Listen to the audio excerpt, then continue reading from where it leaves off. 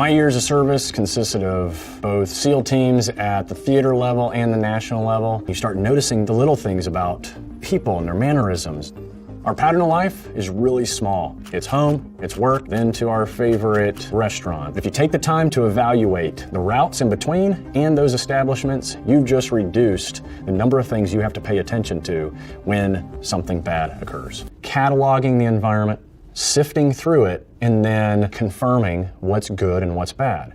So now we're in a restaurant. All right, so we know that there are 1, 2, 3, 4 exit and entry points here. I'm probably gonna come inside, probably step to the left, step to the right, but stay out of the way of that doorway. Doorways are known as fatal funnels. When I look at a crowd of people, I wonder to myself, all right, if everyone was to get up right now and run out of here because of a natural disaster or whatever, where would they all go? The doorway that I'm standing near? Then as I get seated, they walk us over, and this is where we're gonna end up sitting.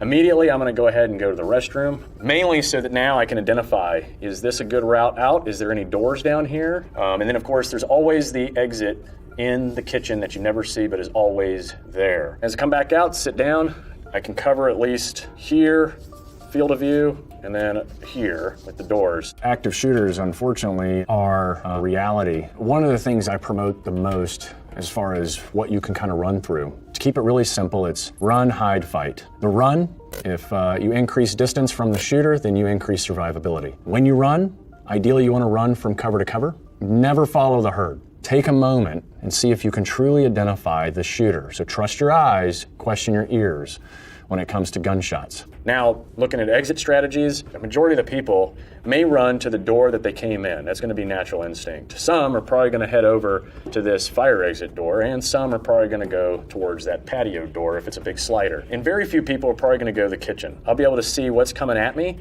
and then be able to react accordingly using the kitchen door. Hide. What would I hide behind that stops bullets? Oh, structural pillars, the big planter that's out in front of my office, vehicles. You'll hear about people hiding in a closet or hiding in a bathroom. If you're gonna hide in a dead end, then make sure it's a room that has furniture that you can stack in front of that door. And the proper way to barricade when you're hiding is to stack in front of the door all the way to the opposing wall. Now you're using the wall as the brace against the door, and no one's gonna open it. Right off the bat, I know that this bar is probably built pretty well, so if you need to take cover, you can cover back behind here. And then if you roll into fight mode, the utensils on your table, salt and pepper burns the eyes. You've got loose chairs everywhere that you could potentially throw at the guy. Anything you need to do to create pain or create distraction so that you can escape.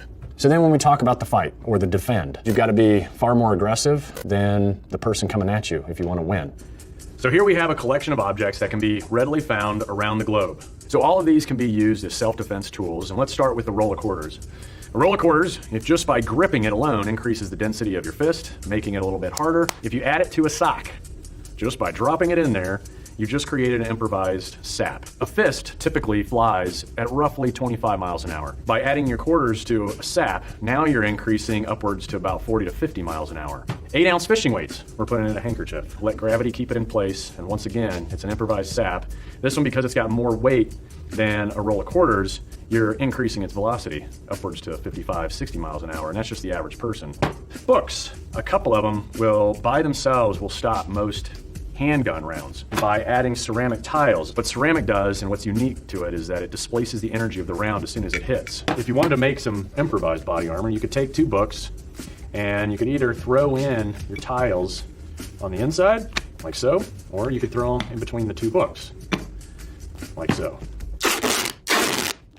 All right, the 2 books and adding ceramic tiles will stop most rounds, regardless of whether it's handgun or rifle. Impact, it'll displace it, and very rarely will it penetrate through the second book if you've got that many tiles in place.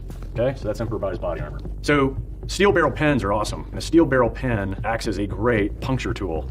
All right, so salt and pepper. All right, first and foremost, this certainly is everywhere around the world. Salt and pepper both burn the eyes. Don't think for a second that you can't take a moment, pull some out, put it in your hands, and use it to your advantage. A newspaper nail bat. So if you've got a newspaper that's, I'd say 10 pages or more, you spread it out just as I did. As you can see, it's a square. And then the idea is to roll it as tight as possible. Then you fold it back on itself, your best friend, duct tape. So the fold, it becomes hard as a rock up here at the end.